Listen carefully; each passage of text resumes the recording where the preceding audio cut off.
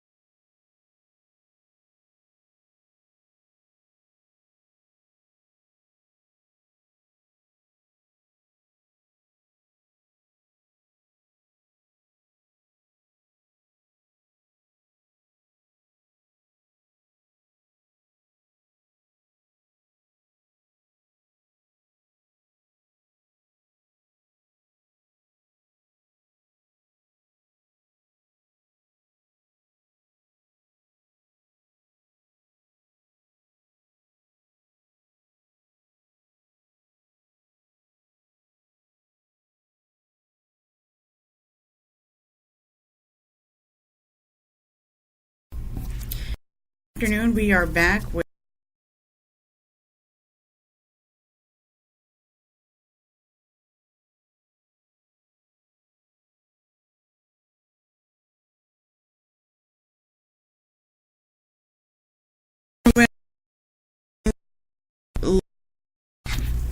a few things about Shenell.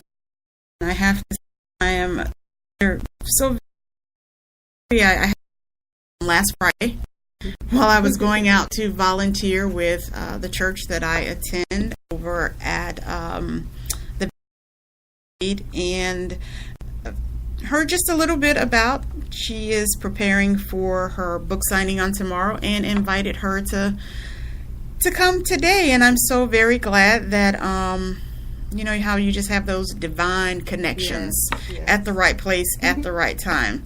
So we're going to dive into this interview. Why don't you tell us a little bit about yourself? Well, as you said, I'm a blogger, a teacher by trade, but a lover of the written word. I've been writing since I can remember, since I was like 9 or 10. Oh, wow. Yeah, my mom told me to read a book one day when I was about the 9th grade, maybe. I had read all of my life. She always kept us with a lot of books. We had books, more books than we had TV shows. And she said one day, go read a book. And I said, there's just nothing good to read that I want to read. And she said, well, why don't you write one? And I said, that's interesting. So I sat down and with my little notebook and my pen, and I wrote my first little chapter book about some teenagers that were doing things that teenagers do, mischiefs and things like that. And then from there, I've continued to write a lot of poetry and things like that throughout high school, throughout college. And as life would have it, you know, you get married, you have kids, and life kind of takes a turn. So you settle in your profession. I settled in teaching. And then just recently, turning 40, light bulbs went off, and I was like, my kids are a little older now. Let me see what happens if I pick up a pen after reading a couple of very good books, and a good thing was born. Awesome. So let me ask you this, since you said your first little book, do you still have it? I do not. I went through a period of time where I wanted to purge. I think now the term would be street lit. I started writing a lot of street lit when I first began writing. And then when you come into the knowledge of Christ and, you know, old things are passed away, all things are new. So a lot of those things I don't have anymore. I do have Blurred Visions, which is a poetry book that I wrote in college that has just a mixture of different types of poetry in it. And then I just recently, in wanting just a new voice and wanting to write what God would have me write versus, you know, a worldly perspective of things. Okay, that makes perfectly good sense. I do know I hit that crossroads as a mentor and a motivational speaker spiritually. I could not live and write on two different levels. So I had to line everything up. And that's when I did When the Heart Has Changed. I had to come to that defining line. I did not want to be hypocritical. To say one thing but live another. So like you said, old things pass away. I'm a new creature. So I can identify with that wholeheartedly. But wouldn't it be awesome if you could go back and retrieve that very first? Yes, it would be awesome to get the little book. I'm sure my mother may have it somewhere. It was called Teenage Gangsters or something crazy like that. Well, what was interesting is I had friends in high school that would do the English work for me in class so that I could write. And then, are you serious? Yeah, and then at the end of towards the end of the period, last 30, 15 minutes, we would switch. And they would read what I wrote, and I would copy the notes or whatever we were doing in class that day. I would get it down. So, I was responsible for a lot of kids reading because it was good. Now they have Bluford series, and they have books out now that are high interest books for kids. But back then, they didn't. And Mom said, well, if you're not going to read, you're going to write. So I wrote. That's a very, very good concept. And what I look at is when someone first asked me how long have I been into publishing, at first I only looked at the magazine. I didn't even look at the other stuff without realizing, wait a minute, that footprint, the entire footprint is 17 years old. So when you look at yours, you can date it back to the age of 9. So when you're looking at your resume and you're saying, and someone asks, when did you first start to write or find that you love to write, your passion, You No. take it back to 9 years old. Yeah, that's beautiful. I didn't think about it that way. So yeah, so that's something to think about when you're doing your resume and someone asks you for your writer's resume. You go back to 9 years old. Go back to 9 years old. That's awesome. So I have to ask, do you do that same principle with your children? No, I didn't. I have one that's born to read.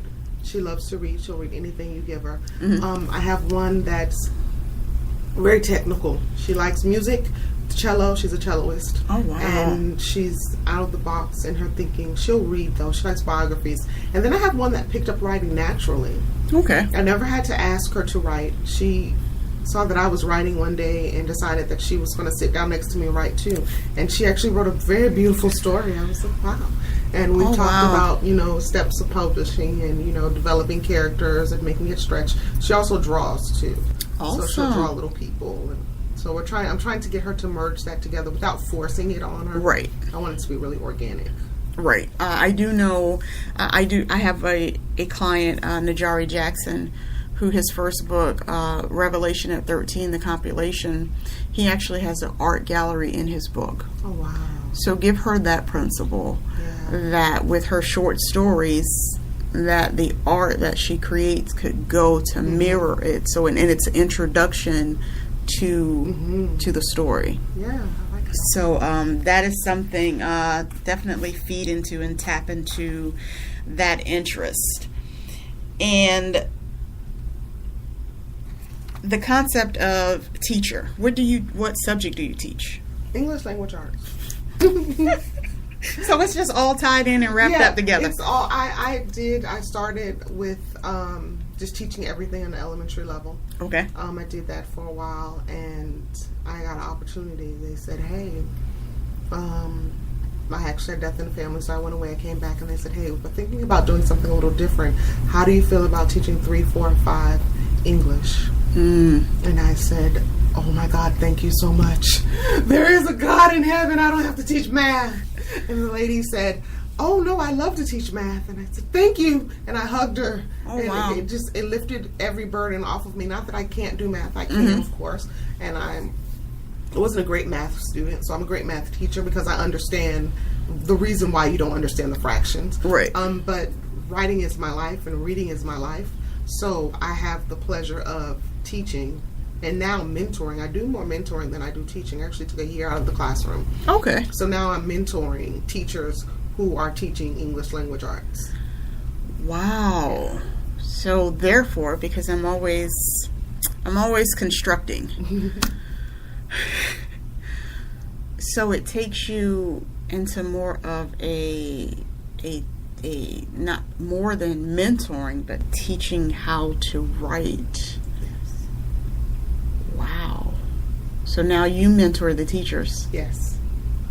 And in turn, touch the students as well. Right. Because I get to model for the teachers.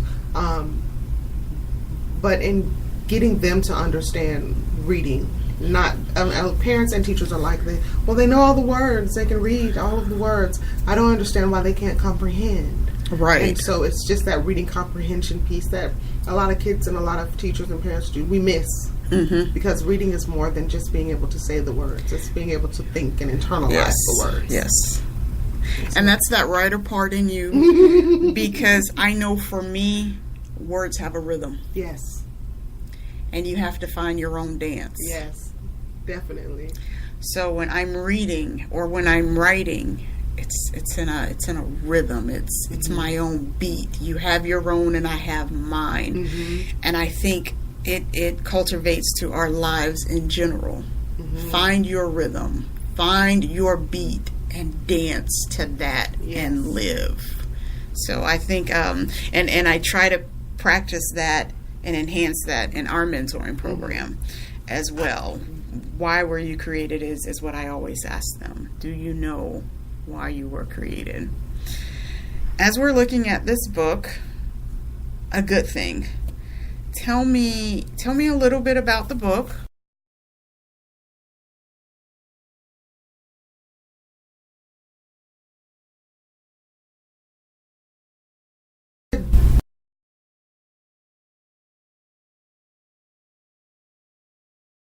she just can't she can't catch a break. She's ostracized at work. Her abuser lives a couple of feet away. She's lonely because her grandparents raised her, and her grandparents have passed on and left her the house, and left her abuser, who was her godbrother, their godson, the other house, who she dated while she was young. Oh, wow. So she has a lot of that going on. And then there's the new minister that has come to the church. His name is Bryant. He's there to build an out of the box ministry in a very in the box type of church. Okay. He's an out of the box thinker. He's good friends with the music director, who is a very flamboyant creature. Okay. He's very flamboyant, but everyone loves Christ. And things aren't what they seem, and I think that's what the book's underlying message is. Okay. Is that things aren't always what they seem. We as Christians sometimes jump to conclusions about people, and the church congregation, they jump to some conclusions just based on emotion. Right. And not based on facts or based on the Word of God, where we should all base our information on. Right. And so they learned that information. What inspired me to write her was twofold. Dealing with some of her issues and wanting to get those, but also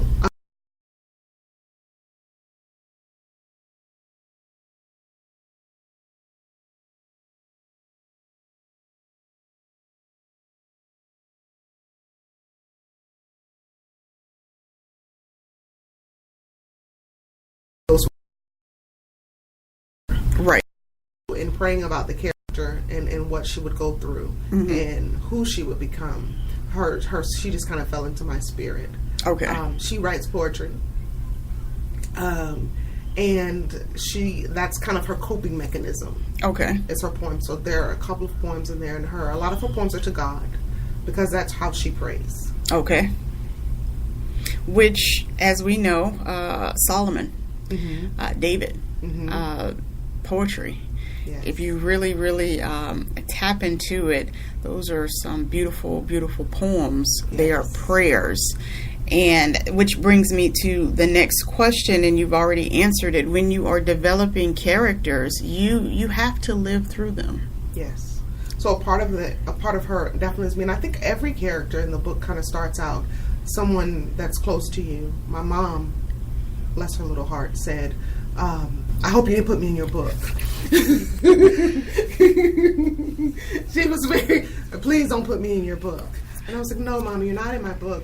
But you kind of are, because a good character, I think, is made up of several different people. Right. And so you just kind of pull different personality traits from different people and different experiences that you have, and then born is this character. Yes. Yes. In the front of my books, I always do some kind of honor to my mom and dad. Like, I did not realize that my parents knew who I really was after adulthood. And it's something when you hit that crossroads and you say, oh, you really know me. And for them, we traveled a lot, and one weekend we went to Orlando, and we didn't have reservations at a hotel. And I was their secretary, and I'm like, well, let me go and see what I can do. And my dad said, you won't be able to get us any in there. It was after 4. And I heard my mom say, don't tell her no, because that's what pushes her. At that moment, I realized that my mom knew me. Because for someone to tell me no, that is my push. Yeah. Watch me. Yeah. Really? No? Yeah. Okay, watch me. Yeah. So I went to the hotel, explained the situation, came back. Okay, everybody. It's going to take them 30 minutes, but we've got rooms, we've got towels. And then for my dad, so my mom knew that my mom knew me. Now, my dad was the research person. He loves research. When he's an apostle. We actually have a book together. You don't have to struggle. When he wanted to know the Bill of Rights, now they've moved to New Jersey.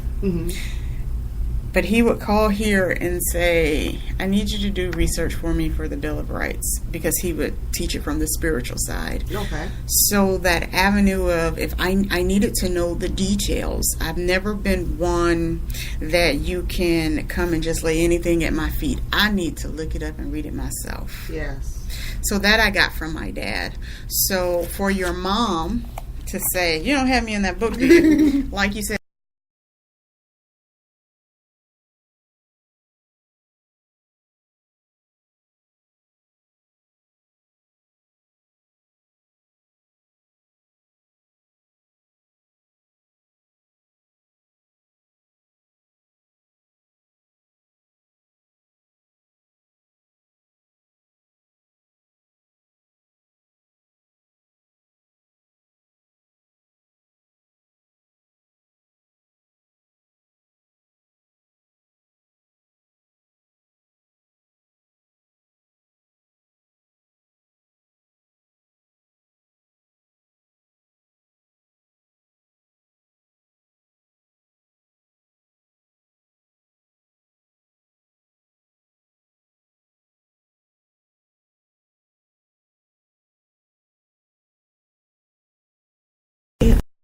A.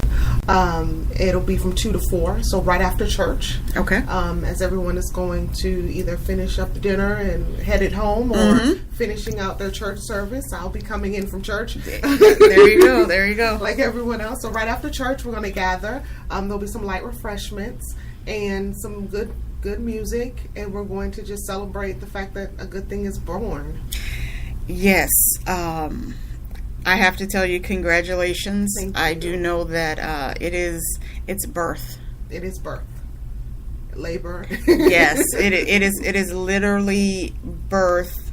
Your work, your prayers, especially when you are a Christian author and you allow the Holy Spirit to lead and guide you Yes. in writing. So I cannot wait to get into this, because when I know that the Holy Spirit is leading and guiding you to write, it's some lessons. Yes. Lessons that I went back and read it in pieces and was like, wow. Mm-hmm. It was almost like stepping out of myself. Right. I didn't realize that I wrote it.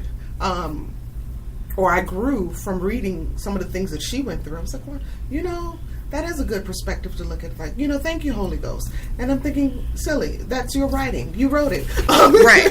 But definitely lessons in the book, and entertainment as well. It's funny. I've gotten a couple people that said they have laughed out loud in reading portions of the pages. Awesome. So I do know that you mentioned that on your blog you do reviews. Tell me about that, and let's guide our listeners. And we will have this information in the December issue of Hope and Truth magazine, the printed as well as the online version. The services that you offer as a reviewer, it is so imperative as an author to know a reviewer, or to have one. I actually read the entire book, and then after reading the book, I offer a review on a T scale. That's what we call it. We call it the T scale. It's unlike all of the other scales that you see. It doesn't go to 1 to 5. It's 1 to 3. Okay. 1 being the best, 3 being just a good book. I don't review things that I don't like to read. I choose to, as the Bible says, think on things that are beautiful, of joy and peace, and so I think on those things. Okay. So if it's a book that it's going to not necessarily get a favorable review for me, then I won't write the review. I'll just, I'll decline respectfully. Okay. Because I always want to put the best light out there about things. So, Right. And I've not come across a book yet that I could not write a review about. All of the books have been at least a 3. 1 cup of tea, meaning I poured myself a cup of tea, I sat down to read, and I could not finish my tea. I love that. I could not finish my tea. I forgot I was drinking tea. I read your whole book. 2 cups, meaning that I sat down, I read the book, I poured a cup of tea, and then I had to get some more tea because it was just that good. I wanted to finish the book. Okay. 3 cups of tea, meaning that it took me a little longer to finish, but I was so intrigued in the book that I just poured multiple cups of tea and kept reading until I was done. I hear you. I like that. That Yes. is an awesome concept. Yes. So that's my tea scale, and our books are rated on the tea scale. We have articles in there called Truth and Tea. Truth and Tea is when I get an author interview. Okay. So if someone like yourself would grant me an interview, I would send you a group of questions, and there are 2 styles of interviews. One's where I've read a couple of books, so it's more of a story. Okay. And then there's the Truth and Tea interview, where it's just the interview pieces, questions from the interview, and then the interview itself. And then Tea with She is, of course, Right. anything that I've written. That's basically the reviews and the stories. I do have some articles that come up from time to time. The latest one was about reading nonfiction. Okay. Because we are urban Christian fiction and Christian reading publication. So everything is not necessarily a fiction book. Every now and again, I like to throw in some nonfiction for edification purposes. Right. So yeah. That is awesome. That's really, really good. And what I notice a lot, and I see that some authors are getting away from it, but I definitely push to it. And I teach the reason why we do the blogs, the reason why we send tidbits of our writing to reviewers is to get that feedback. So when that book is published, I have reviews already.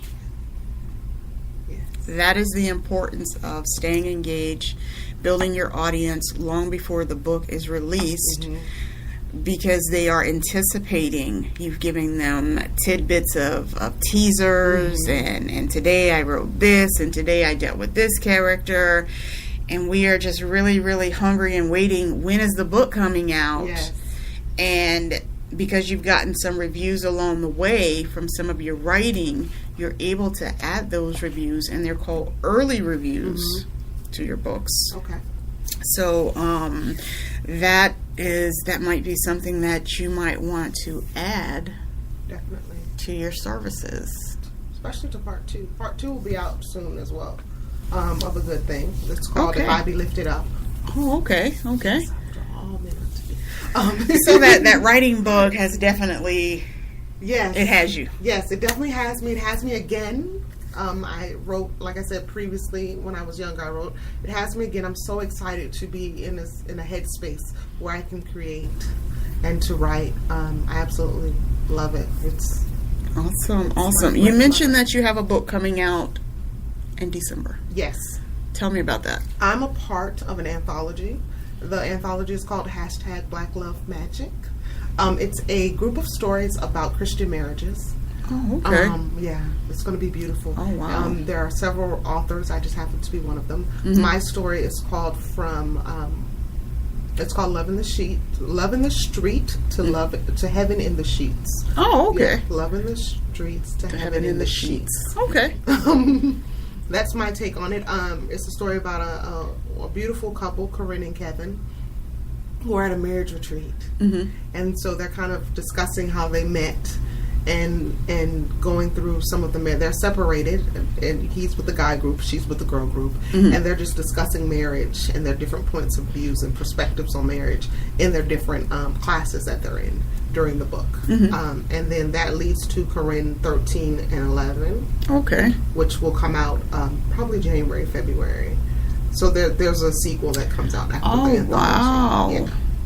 That is awesome. Okay. I can only say that I understand once you that writing bug hits you and you begin to write, and so therefore I have to ask you, because I did it, and I always like to intrigue a writer to push beyond their limits, because we want to reach beyond our market. So have you ever thought about translations? No. I've not thought about translation. So see, dealing with Angel Ferguson, I push you into that thought process. That would be amazing. We talked a little bit off the air about the blog and people in foreign lands, reaching it, and just the elation that you feel when someone in Yemen or Nigeria has read your work, but to have it translated would be amazing. So here's another process that I actually did, and I took, which I'll release them next month, 5 of my inspirational books. Mm-hmm. I took the time and translated them to Spanish. Now, the process that I did at first, God led me to, I did the morning inspiration in English, and I did a Spanish translation, and I posted both. Okay. And then I began to work on the books. With the publisher that you have, definitely ask them. Google Translate will allow you to copy your English version, and you can have it translated. Oh, wow. Into your Spanish version. Wow. And you've hit another market. Definitely. Google Translate will let you do the whole book? Yes, ma'am. Wow. Yeah, you take section. Yeah, I took section by section, copied and paste, and it translates it for you. You put it over there. Yeah, so it translates it for you. Oh, wow. Definitely going to look into that. That would be a blessing. And then that way, you can open your market not just as an author, but as well as in your services. You can tap into the Spanish market. Wow, definitely. Because in Christ we are unlimited. Yes. That's the beauty of Christ. Yes, yes. So therefore you can expand your services, and those you are able to come into contact with. You can, you can reach further. And it's like I said, it's an awesome service that you offer. I try to teach my clients and even those I come in contact with. I don't know why, but when I mention the word blog, they freeze up. And I'm like, to me, it's so much fun.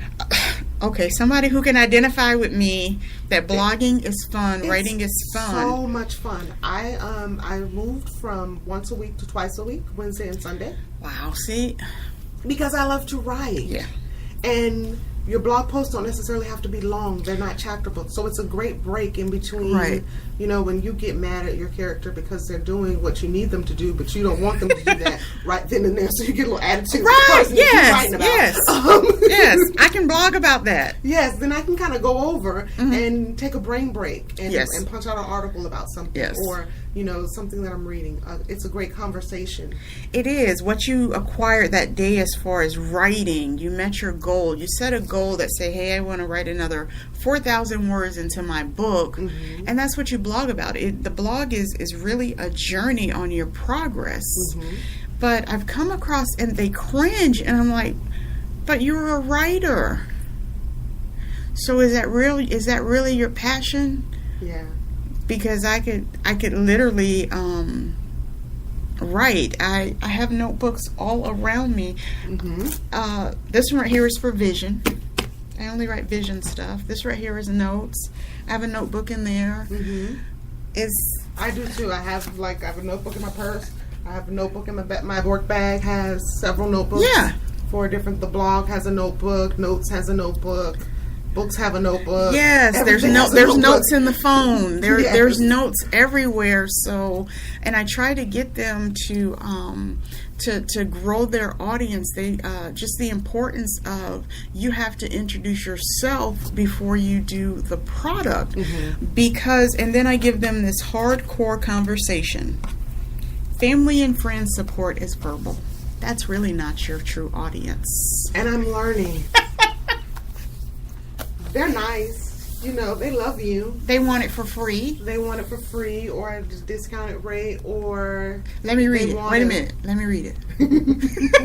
let me read They want it and they don't read it. That was my, really, I appreciate the support. I really do. I think it's absolutely wonderful and it is a blessing. But you write the character so you can talk about the character with someone, especially someone close to you. Yes.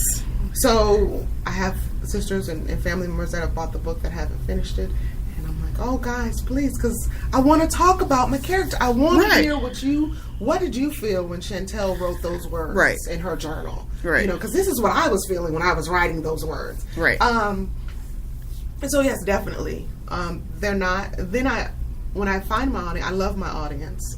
I've had the opportunity to. Some people have reached out on Facebook and I love your book, and we've had little conversations about the book. Going to actually do a Facebook Live group chat. That would be awesome, and they can call in and message you and talk to you. That is awesome. Do that about the book on the publisher's website Facebook page. We're doing that this week Tuesday. Awesome. So I'm excited about that because I finally get to talk about the book with the audience. Because I really want to know, when Shenell wrote those words, what did you feel? Because this is what I was feeling. Right, and that's the best thing about when we have you come back to do the Table Talk brunch. We will do pre-orders for the book because I want them, it's almost like a book club, but I want them to read the book so that when you come in and they're looking at you and they're like, oh, let me ask her this question because she wrote this, and is this you? So that's that important part of doing that. But I always give that family and friends, they love you. The support is verbal. Throughout the process, tell me when it's due and I'm going to get one, and when it's finished, then it's ghost town. So therefore, that's why I always say blog, build your audience, because your audience, those are your true followers. Those are your true readers, and you have to engage with them to let them know that, hey, you know what, she wrote these words because for some odd reason, we're not real people.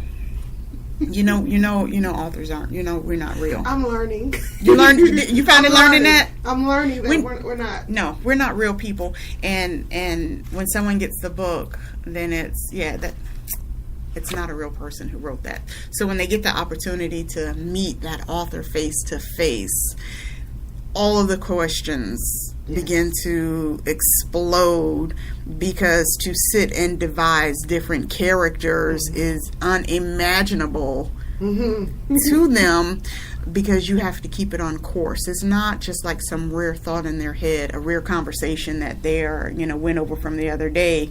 No, this character has been born, it lives, it thrives continually, and you have to maintain a certain balance for each individual character. So in their own lives and their own drama. I actually, in one of my notebooks, I have pictures of the characters as I saw them in my head. Awesome.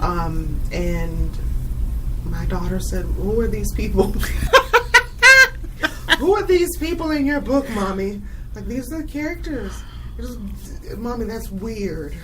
But I needed that visual of who they were, because they have a life. They have relatives, and they have hurts and hang-ups, and they have good parts, and they have their own Christianity that they're struggling with. Right. So it helped just to have the visual of the different people. But my daughter, she thought I was weird.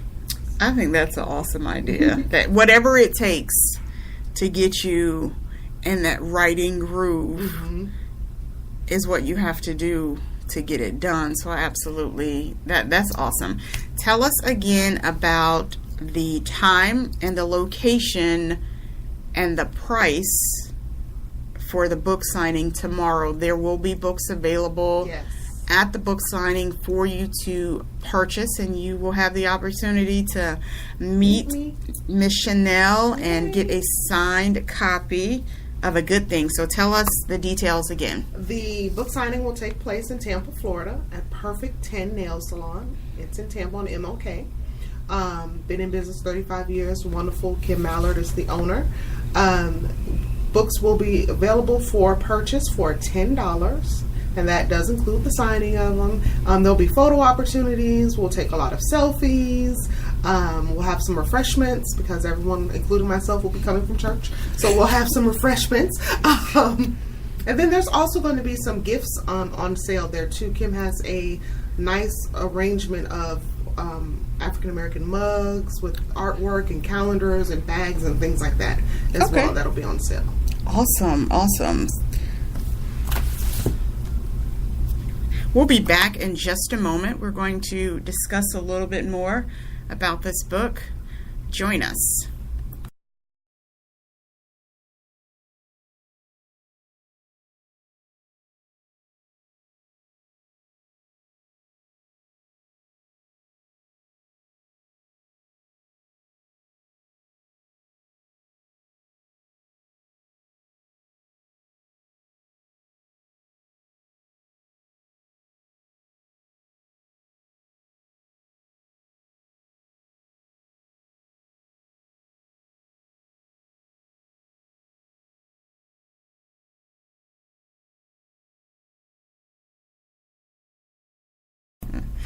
And we are back here at Motivation Speaks with Angel Ferguson, and we are so excited about our special guest, and I cannot wait to read my copy of the book.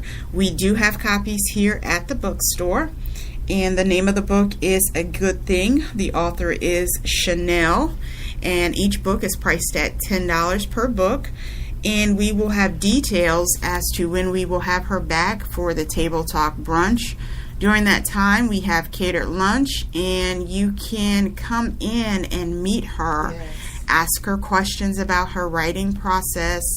We do like to do pre-orders so that you can get the book and read it, so that you can connect with the characters and ask her some questions. So I cannot wait to get into the book and to read it. She has me intrigued. I want to know from the title, what's a good thing? That's just that nosy part of me. And as she mentioned, there is a part 2. Yes, there is a part 2. Part 2 is entitled If I Be Lifted Up. It continues the story from the very end. The character Bryant has some things going on within the church, Christ Love Fellowship Church. There are some things going on, some deacons doing some things, just a difference in opinion as to what Christianity is. Okay. And how we should minister to people. So it's really intriguing. I'm doing the proof of it now, and I'm reading it like, wow, yeah, poor Brian. Let me pray for you, Brother Brian. Oh boy. And also, if you are a author, if you are thinking about stepping into that realm and are looking for reviews on some stuff that you've already written, connect with ShenellInc.com and check out her panel. I absolutely love the way she does her reviews and her scaling. The T on great books is tea, Truth and Tea, Fresh Tea, Books by She, the Tea Scale, and I absolutely love those concepts. It is very, very imperative that you do have that information, and we're going to have some of her brochures here as well. So if you would like one, please feel free to email me at afergusonwrp@yahoo.com. Our telephone number is 7402. That's our address. My phone number is 813-336-2181. And I'm going to put the information, you should be able to get the entire brochure in the magazine for our December issue, so that we can help assist Miss Shenell in her entrepreneurship. And then hopefully one day she'll be a full-time writer. That would be wonderful. That would be a blessing from God. That is the aim. That is her goal, and we want to help get her along the way. So we're going to definitely support her and have her back and share her information with you. Once again, you can purchase the book on Amazon. The name of the book is A Good Thing. The author is Shenell. The price of the book direct is $10. You can also order a copy of the book. It will be on our website by the end of the week. And we will do some pre-orders when it comes up time for the Table Talk brunch to get you the copy so that you can have plenty enough time to read the book. The invitations to go out for the Table Talk brunch, I send them out a month in advance. You are welcome to bring a guest with you. But we like to keep it nice and intimate for the author so she can take her time with each and every audience member. And we thank you so very much for joining us. It has been an awesome pleasure. Great meeting you. You won't believe it. 1 week ago yesterday. So I'm honored that to be in a position to have authors come in, and this is a whole new realm I did not see coming, but I'm honored, and I thank God for allowing me to do this. And when the book comes out next month, I definitely need to get you in here to to talk about it. Oh, yes, Definitely, ma'am. Definitely. Yes, ma'am. After we leave the air, if you would like to listen to the podcast, you can check us out on iHeartRadio under The Balance of Life, our YouTube channel, Google. It would also connect to our Facebook page, author Angel Ferguson. And as we close our podcast, stay encouraged, encouraging others along the way. Have a blessed afternoon.